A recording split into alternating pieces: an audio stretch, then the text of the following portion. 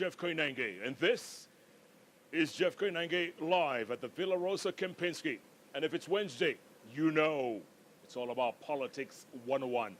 Tonight, the second in a series of debates that we have put together for the folks who are running for governor of Nairobi. I must add at this point, I had invited all the candidates running for Nairobi governor. Only 2 showed up out of a dozen. That's okay. Maybe they're afraid of one of my guests. Maybe they just don't want to debate right now. Either way, the show must go on. So, on the far end, you know him, former personal assistant to the, what was it? What were you? A senior advisor to the Prime Minister. Former senior advisor to the former Prime Minister. Yes. He's a solicitor and a Unless barrister. you want to be a cartel. Author of 2 books, Peeling Back the Mask and Kidneys for the King. Practices law in Canada right now, but comes to Kenya every now and then. And when he does show up, you know he's got to come on the bench. He's been saying to no end that he's running for governor of Nairobi. And he has a support base, especially on social media. Will it translate on the ground? The only person who's dared to meet him face to face, Mama Supu, the MD of Adopt a Light. She ran for a couple of offices in Nairobi unsuccessfully, but she wants to run for governor. As opposed to Nairobi Women's Rep, Benjin Dolo, she wants to be governor of Nairobi County. Let me ask you a question. By the end of the show, we're going to ask, who do you think will make the best governor of Nairobi? Tell us your choice as we go on. Twitter handles are at Miguna, at Esther Pasaris, at Koinange Jeff. The hashtag we're using tonight, Race for Nairobi. Although some of you have started your own hashtag, kind of amusing, kind of familiar. Miguna, drain the swamp. How original. Sit back. It is time. Good to see you, folks. Look, we're going to conduct this. For the first time, I brought notes, and I want to do this as with as much civility as we can, okay? So first, I'm going to start. I'm going to read my notes for the first time ever. I'm going to give you both 2 minutes each to give your vision to the people of Nairobi about what you got. What is your vision in general? 2 minutes each. And I will start with you, Miguna. That is your camera, your vision. Good evening, Nairobi. And thank you very much, Jeff. Welcome, Pasaris, to the show. I'm going to address you as Nairobians, the patriotic, majestic people of Nairobi. As I said previously, we have reached a critical point where the people of this city will have to make a choice between the rapacious cartels that we have had since 1963, that is 55 years ago. Research after research have established that the most tractable problem facing this city is corruption. Corruption is the most intractable problem that has drained hundreds of billions of shillings that could have been used to create jobs. Corruption has drained billions of shillings that could have been used to create infrastructure, to grow the economy, and make Nairobi prosperous. Corruption has denied Nairobi the money for not just housing and infrastructural development, but also a clean environment. Garbage is everywhere. And so I sit here before Nairobi today to announce that the first problem I am going to resolve and solve is eradicate corruption at City Hall. The second problem I'm going to have to deal with is the issue of unemployment, which is currently afflicting more than 55% of the youth, women, and virtually everyone. And to do that, I have to unveil a very dramatic infrastructural development. I'm going to unveil a very progressive housing program that is going to accommodate the homeless, the marginalized, the impoverished, the unemployed. Then we are going to build roads that meet international standards, that are going to move the traffic. Then we will deal with the light rail, which is missing in this city. Okay, 2 minutes are up. So, but let me just conclude. So, in a nutshell, you have on my side a leader who has a vision with integrity, and on the other side, the usual cartels. You will have a time to make a choice. Make the right decision. Okay, Esther Passaris, same camera. Good evening, Nairobi. I've been a resident of this city for over 25 years. I have actually worked with the Nairobi County and provided a service that was missing, which was lighting. And today, you can see that the government has taken over the lighting initiative, and most streets and informal settlements are lit. There are a lot of issues in this city, and I don't want to say that I promise you everything, because at the end of the day, there's budgets and there's limits. But the one thing that we have to do is provide good, efficient service. As a woman, I would like to ensure that water is in the houses and it's clean and it's safe. I would like to ensure that garbage is collected and garbage is recycled. Jobs are created through infrastructure development, housing. I feel terrible every time I hear of an incest in a slum home, or when I see children going to schools that are made out of mabati in this capital city. We should dedicate some funds to ensure that we develop Nairobi, but across the board, not just for the middle class, where you put roads. I look at the roads. I was on Jogo Road yesterday, and also on Outer Ring Road, and I noticed that we're putting up these big roads. And right now, my main concern is we don't have enough pavements for people to walk. We need markets for people to trade. We have to deal with the hawkers. For me, the Bill of Rights is going to guide me. I do not feel that we should kick hawkers out of the city just because, unless we have an alternative for them. At the end of the day, they have a right to trade, they have a right to earn a livelihood, and just pushing them away and saying we cannot have them is wrong. I want an inclusive city where everybody counts. The Bill of Rights provides that right for every citizen in this country. 2 minutes. Thank you. Done? Yes. Okay. Now, this part I like best. Miguna, what question would you want to pose to Esther Passaris? Anything. Anything. This is your time to attack her, question her. One thing you'd want to tell her right now to her face. No, I believe this was a debate for all candidates. And, but they're not here. I do not want to attack. No, I'm going to talk about them whether they are here or not. Nobody told them not to come here. So I will address them whether they are here or not. But for now, have a sitting governor. We'll get to them. No. Right, I'm not going to attack. Can I do it? I'm not going to attack Esther Passaris. I did not come here to attack her. That. I did not come here to attack her, and I have no interest in attacking her. So you cannot tell me in a debate, I want you to attack Esther Passaris. I will not do it. No, he asked you to ask me a question. So, I could ask you a question. Yes. You can't force me to ask you a question. No. But he's I the want host. to deal with issues. Go on. I want to deal with issues. I'm going to get to the issues in a bit. I am going to deal with the issues. Okay, if Yes. Kidero was here, what would you ask him? Kidero, I would ask many questions, but let me say the three that I would ask him. Kidero was elected in 2013 after he had bankrupted Mumias. And of course, it came out after the elections.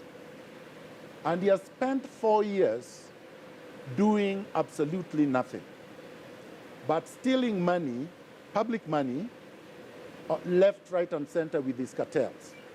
I would ask him, Kidero, why would you want Nairobi residents to be burdened with your incompetence and your looting spree for another 5 years? That's one question I would ask him. All right. The second question I would ask him is, Kidero, I heard you today looking for 65 or 69 billion that you claim is owed to the people of Nairobi by the national government. And you'd like the national government to release that, claiming that once that is released, and Esther was supporting Kidero, once that one is released, they would create jobs and infrastructure. Well, under his watch, the Auditor General has documented more than 100 billion lost in land and in actual money. Why would you want the national government to release 69 when you can't account for 100 billion which has been lost under your watch? By the way, Governor, if you're listening, or Walter Mungare, if you're listening and you want to respond, please do that on our Twitter handles. They should not be able to respond from outside. If they wanted, they should be here. My friend, you can't give people who decide not to come for debates to be responding from outside. Let them come. Listen. No, that's not fair. If they can't make it here on their own because they're scared of you. Well, if they're scared of me, they should get out of the way. They should surrender so that I can go and take over City Hall. You can see my boys, they are ready. We are going. Going where? So we are going to take over City Hall. So if he has already surrendered, I'm ready to go. Esther, question for Miguna? Okay, I mean, I want to read something that I picked that Miguna had written in his book. AAI, please save me from Kibaki. Please don't let me go back to that man. I don't want to go back to Kibaki. Please save me from Kibaki. Raila broke down, cried torrents of tears flowing freely down his cheeks. He was shaking uncontrollably, and it was about 3:30 p.m. on April 6, 2008. Everyone in the room was stunned. Now, I just want to ask you something. Raila, if it wasn't for Raila giving you a job, you would never have been known. The name Miguna would not even exist. So for me, I want to know, if you have no loyalty for something that was said in private, all right, where you actually were an employee of this person, how can you actually betray somebody? And if you have no loyalty for somebody who basically gave you status, all right, which you never would have had without him, I want to know, how can you actually be trusted by Nairobi residents? Answer the question. Has she finished her question? Yes. First of all, Jeff, this was 1986, November 13th, 1987. 1987. That is November 1987. All right? Yeah, is that you in the picture? That is me in the picture at the University of Nairobi. I was a student leader, and I was in the headline in 1987 when Raila was in detention. My friend here, who is my age, was nowhere. What was she doing in 1987? I was fighting for multi-party democracy in 1987. She's my age. She was hiding under the bed. She was nowhere to be seen. I never heard of her. We fought during the second liberation. With Raila Odinga in detention, Miguna outside. Miguna was arrested and put in detention. Miguna came out, was released. Miguna was expelled from the University of Nairobi. Miguna went into exile. Did he stop? He continued fighting for multi-party democracy by leading the Committee of Democracy in Kenya. Who were one of my members? Willy Mutunga. Miguna was a teenager at that time, leading veterans. So when somebody says, Raila made me, nobody would have known me. Just because you are ignorant and you can't read and you have not done your research, you can't blame Miguna for your ignorance. Number two, to appoint somebody as senior advisor and your chief strategist means the guy is knowledgeable, the guy is competent. Out of 40 million Kenyans, whom did he choose? He could have chosen Esther Passaris. Did he choose Esther Passaris as his advisor? He chose Miguna. Okay. Miguna worked as his advisor. Thirdly, lastly, so I reported what happened at the Pentagon. What kind of a betrayal is that? I told the truth. Let Esther say it did not happen. She was not there.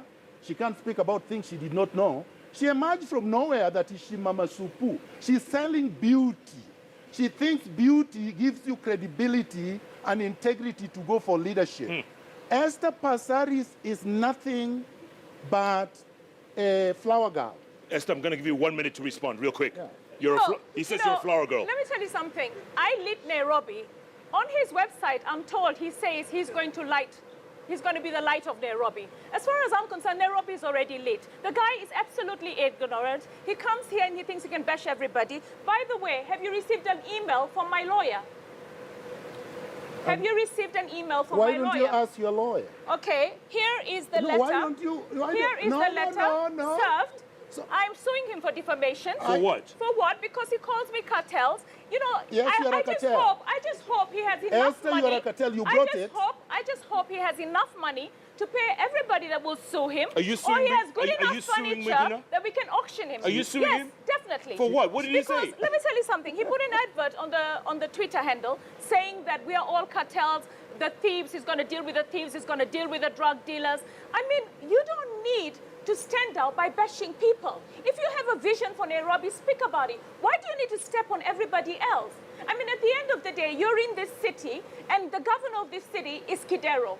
And if you have issues with him, then let that be the side.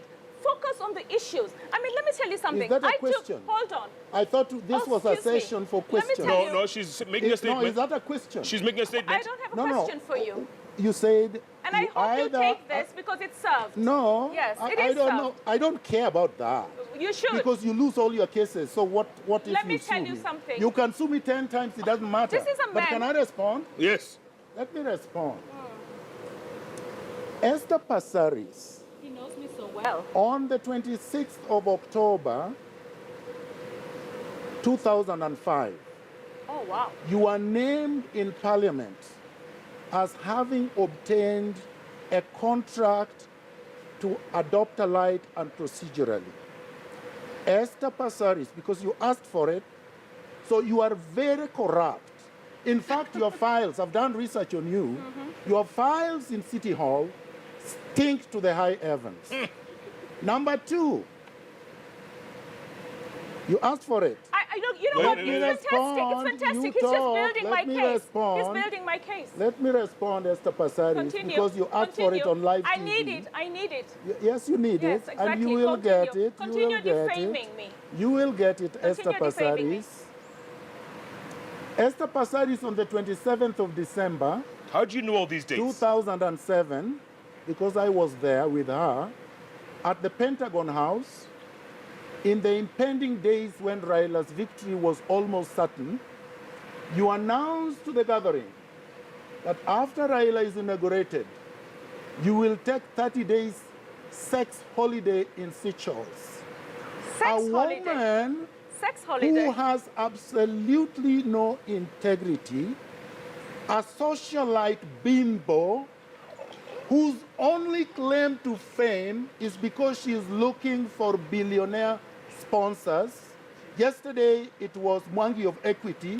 The other day it was Gichuru of the former electricity Kenya Power, crying for a man to marry you because you believe that the man promised to marry you, and for that reason you took a man to court. Esther Passaris, you can sue me 1,000,000 times and it would not bother me. On that note, Esther, I'm going to have you respond after the break. We're going to have to take a break. And that's a disclaimer, by the way. The views are those of the guests, not mine, not KTN, nobody. Goodness gracious me. Meguna. A revolutionary, you don't play with revolutionaries. Clearly. If you try, Keep tweeting. Keep tweeting at Meguna, at Esther Passaris, at Koinange Jeff, the hashtag Race for Nairobi, or, if you prefer, Meguna, drain the swamp. and it will be drained dry, and then cleaned, and then made productive. Are you our Trump? Well, I'm better than Trump. Trump is my student. Jeff Koinange, live at the Villa Rosa He's a Kempinski. certified revolutionary. Takes a break. We'll And I be don't back. take bites from mosquitoes like Esther. We'll be back in a moment. Break.